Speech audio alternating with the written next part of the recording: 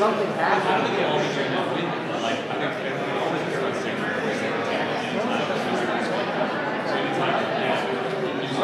not allowed to speak.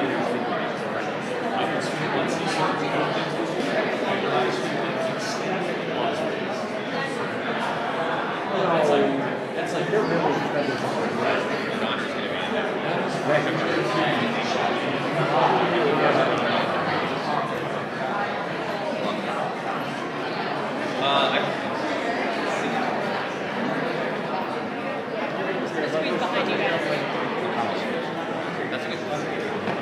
McConnell's first.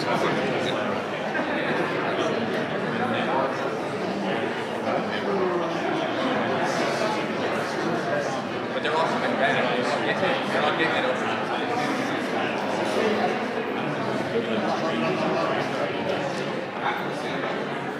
That is a big stakeout. Do you want me to go prison? That's what I should go prison.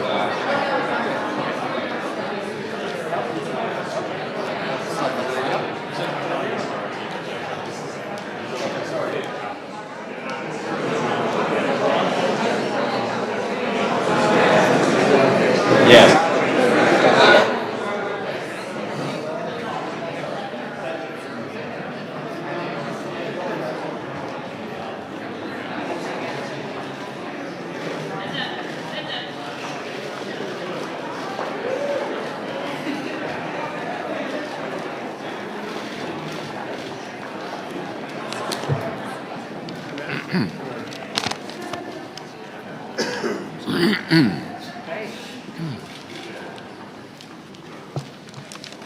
Well, good afternoon, everyone. We've all been inspired by the heroism of the Ukrainian people and their extraordinary president.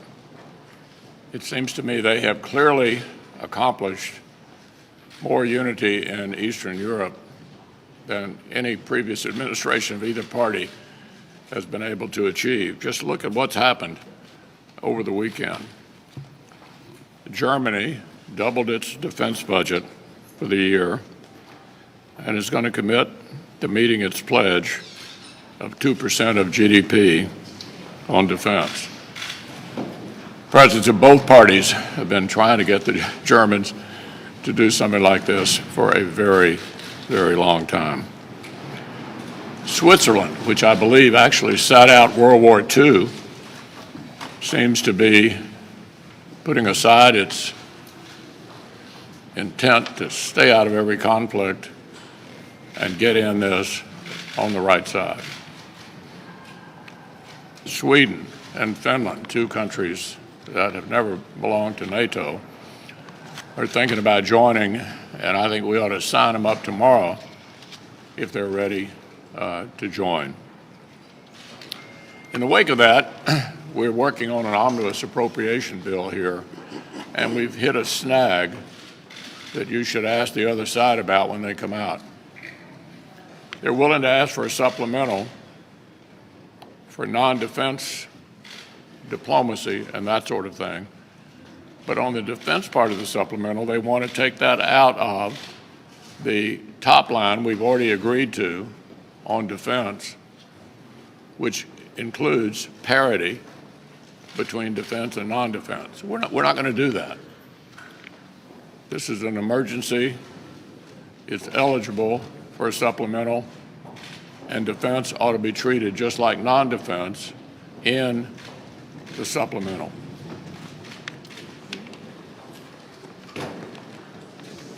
Well, obviously we're all going to get a chance to hear from the President tonight, but over the past year, the Democrats here in Congress and the administration have pursued a reckless and partisan agenda, and the American people obviously are seeing the effects of that and paying the price for it. You've got inflation that is a result of the rampant spending by Democrats, the worst inflation in 40 years, hitting the pocketbooks of every single American.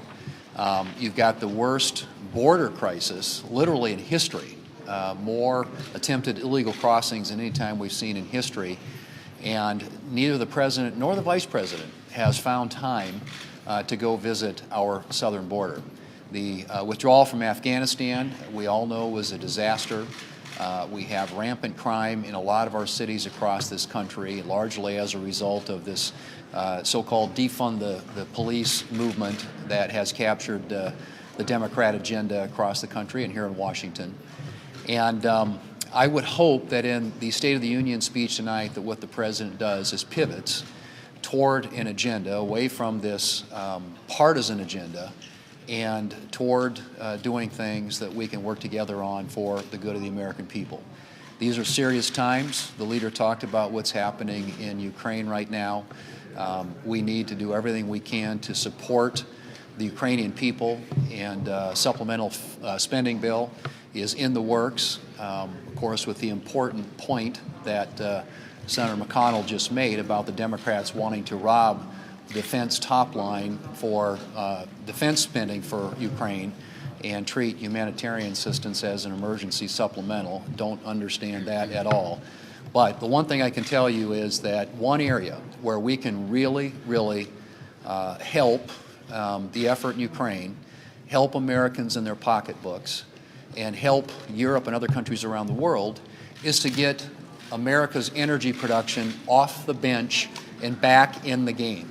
We have ample energy resources in this country, which this administration has placed off limits, and as a consequence of that, we have gas prices, hitting the new records here in the United States, and the United States going hat in hand to OPEC and other countries around the world to help fuel the energy demand that we have in this country. Completely unnecessary and uncalled for, and every energy dollar that the West pays helps fund Putin's war. So we need to get away from this dependence upon foreign sources of energy, Russian, OPEC, wherever. Assert America's energy independence, become an energy exporter again, and allow these countries around the world that are dependent upon Russia for their energy needs to turn to the United States. That can happen. All it takes is a change in the policies from those that this administration has employed so far that have hurt America's energy independence and force us to depend upon other places around the world, including Russia. All Americans are inspired by the stubborn courage and heroic patriotism of the people of Ukraine. And I expect the President to mention that tonight in the State of the Union. What he won't mention, however, is how his policies from day one have emboldened Vladimir Putin to do what he has done. Vladimir Putin's economy and war machine is funded by Russian energy. And for a full year, Joe Biden has done everything he can possibly do to undermine American energy security and the use of American energy. That's what we've seen from this administration. This has only strengthened Putin as he has tightened the grip on the world supply of energy as Joe Biden continues to be a corrupt creature of the climate elitists. It's as if Vladimir Putin were Joe Biden's Secretary of Energy when you take a look at what sort of things Biden has done with energy. Killed the Keystone XL pipeline. Put a moratorium in place on oil and gas exploration in public lands. Went after Alaskan energy. And at the same time, what did he do for Putin? He approved Nord Stream 2 pipeline, and he went hat in hand and asked Putin to produce more energy and sell it to America.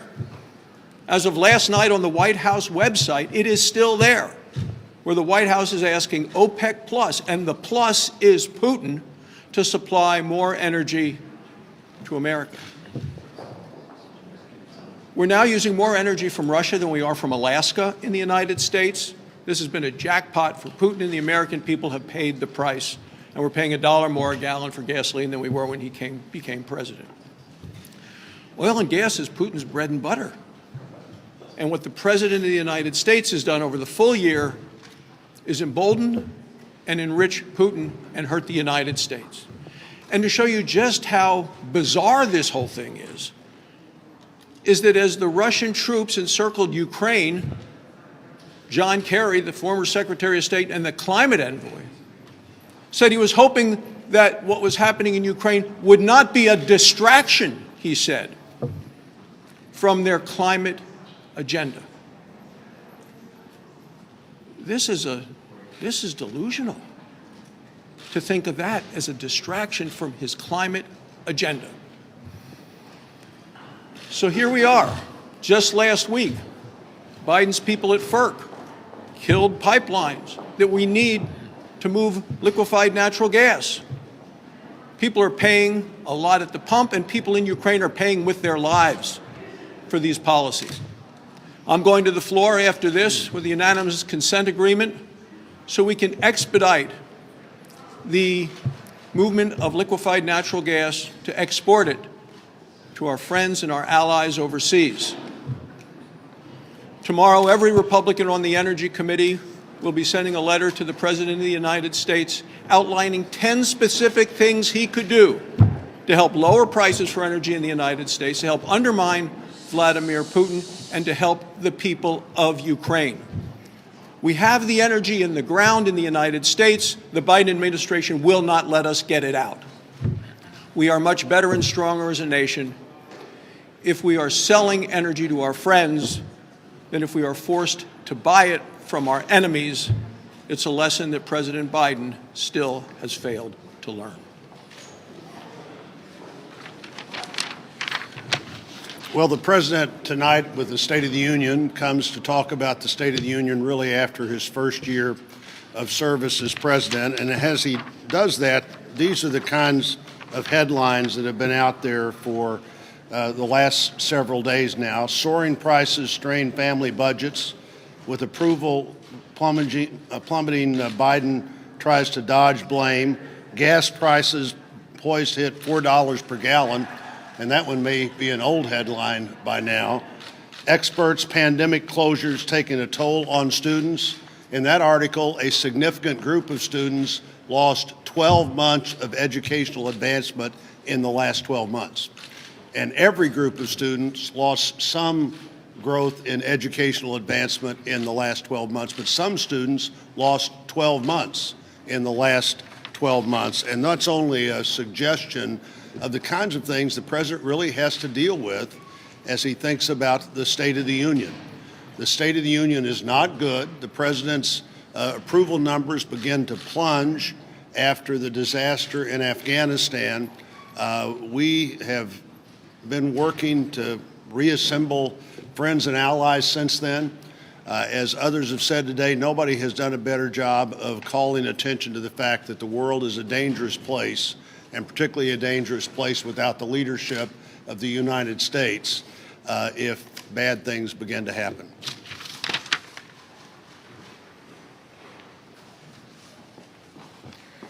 I was a young woman when I attended an agricultural exchange in Ukraine, and that was 1989. The Ukraine was still part of the Soviet Union. And it was very evident in 1989 that Ukrainians wanted to be a free people.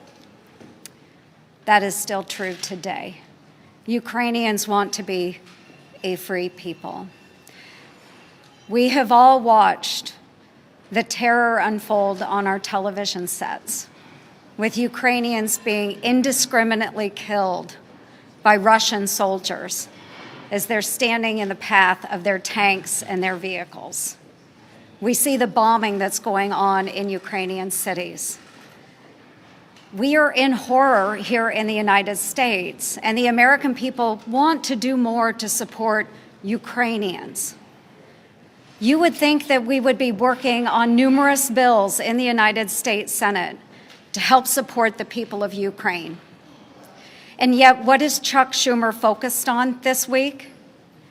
An abortion on demand bill, a postal reform bill, not bills that will address the needs of the American energy sector, nor the needs of our Ukrainian friends and partners. So there are things that we can do right now, today, working on bills that will put further sanctions on Vladimir Putin and the Russians, especially on their energy sector. We can provide additional lethal aid to the Ukrainian forces and their militia that are fighting to defend their homeland. We should be unleashing American energy independence. These are all things that we can do right now, today.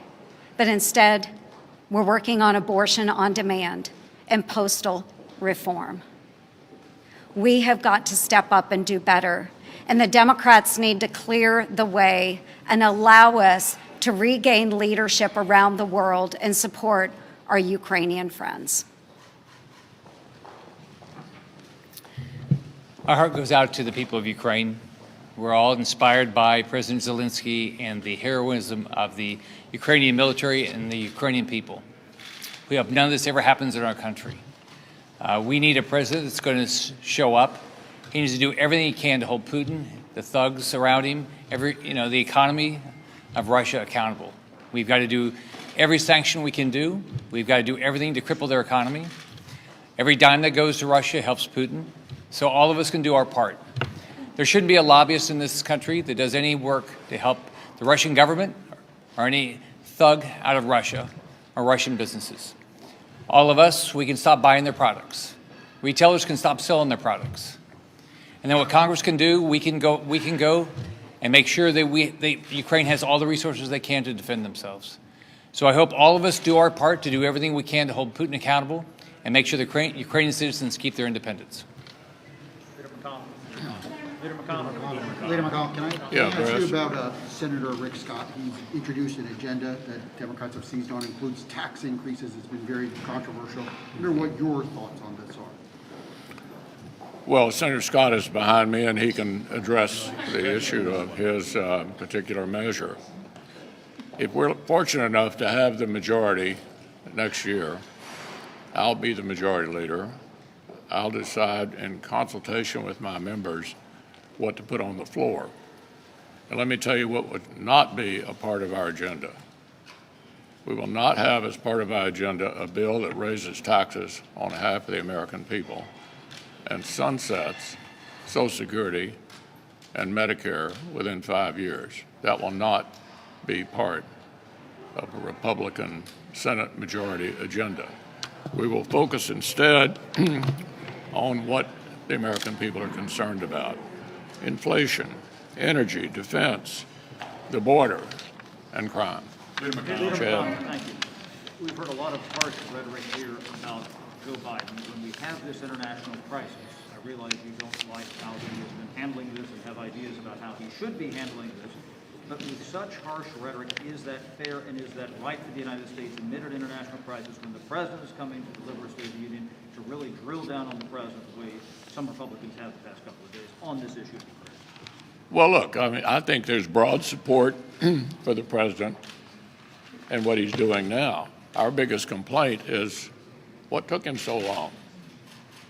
Much of this might have deterred the aggression in advance.